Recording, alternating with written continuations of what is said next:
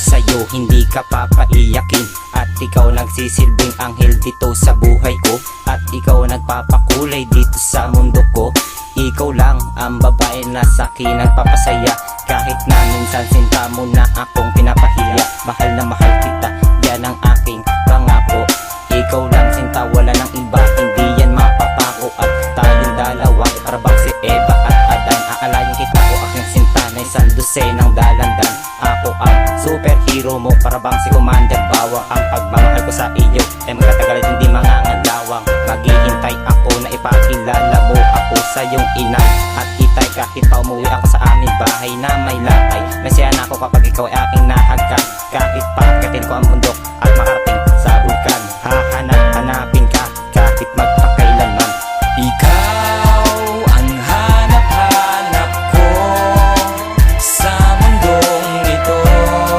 Sana'y malaman mo na ikaw lang ang iibigin ko. At hanap-hanap ko ang pag-ibig mo. Kaya't sana'y huwag kang lumayo.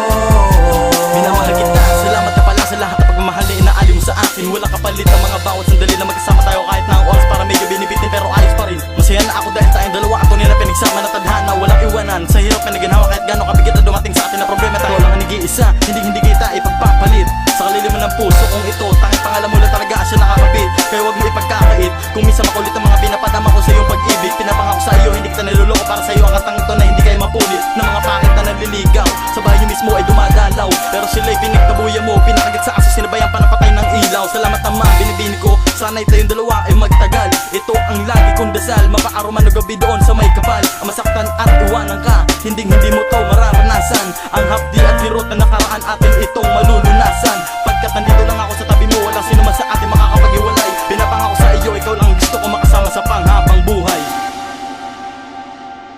Ikaw